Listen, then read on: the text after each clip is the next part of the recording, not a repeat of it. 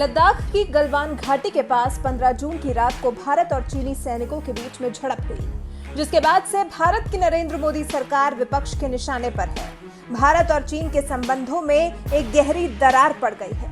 ये सब तब हो रहा है जब चीन से रिश्ते सुधारने के पीएम मोदी ने भरसक प्रयास किए थे। पीएम मोदी अब तक 5 बार चीन की यात्रा कर चुके हैं, जबकि भारत के पूर्व प्रधानमंत्री अटल बिहारी वाजपेयी ने मात्र 1 बार चीन की यात्रा की थी। तब भी उनका प्रभाव चीन पर ज्यादा था। अंतर्राष्ट्रीय स्तर पर चीन को जितनी भी बार घेरा गया है, भारत ने अपना रुख स्पष्ट नहीं किया है। उसके बाद जब भारत को पाकिस्तान आड़े हाथों ले रहा था, तब चीन ने भी चुप्पी साधी हुई थी।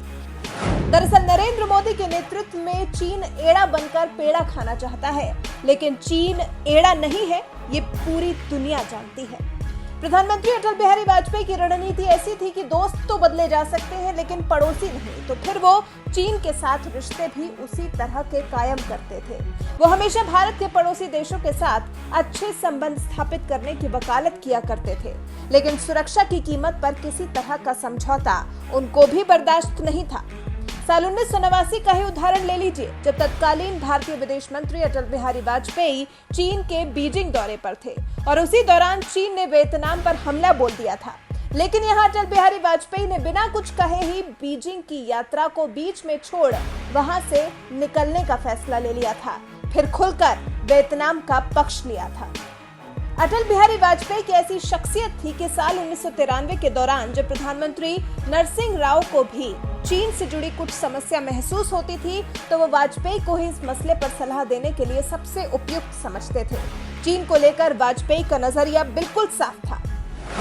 साल 1998 में जब भारत ने पोखरण 2 का परीक्षण किया था, तो चीन ने तीखी प्रतिक्रिया दी थी, जिसके बाद वाजपेयी ने चीन के साथ विवाद को सुलझाने के लिए विशेष प्रतिनिधि प्रणाली का गठन किया था।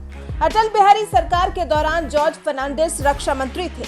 पोखरण परीक्षण के दौरान जब चीन ने अपना कड़ा रुख दिखाया था, तो फर्नांडिस ने कहा था कि जिस तरह से चीन पाकिस्तान को मिसाइलें और म्यांमार के सैनिक प्रशासन को सहायता दे रहा है और भारत को जमीन और समुद्र के जरिए घेरने की कोशिश कर रहा है, उससे तो यही लगता है कि चीन हमारा दुश्मन नंबर 1 है। जिस पर वाजपेयी ने अपनी कोई प्रतिक्रिया नहीं दी थी, जिससे साफ था कि जॉर्ज फर्नांडिस ने जो कुछ कहा उसमें वाजपेयी का भी समर्थन था।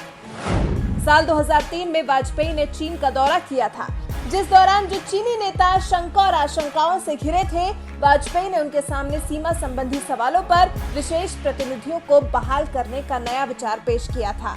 उसके बाद सिक्किम को भारत को दिलवाने में जो वाजपेयी का योगदान रहा है, उसे कौन नहीं जानता। जब वाजपेयी चीन के दौरे पर थे, तब उन्होंने तिब्बत को चीन का क्षेत्र माना था, लेकिन बदले में वो चीन से सिक्किम को भारत का सूबा स्वीकार करवाने में सफल हो गए थे। वाजपेयी तो चीन और भारत सीमा विवाद को भी सुलझाने के इच्छुक थे, लेकिन साल 2004 में आम चुनावों में हारने की वजह से ये अवसर खत्म हो गया और ये समस्या आज तक जस की तस है। आपको अटल बिहारी वाजपेयी की वो गरजती हुई आवाज याद होगी, जब उन्होंने साल 1962 के समय में नेहरू सरकार की नीतियों की धज्जियां उड़ा दी थी। उन्होंने तत्कालीन प्रधानमंत्री नेहरू पर तीखे हमले किए थे।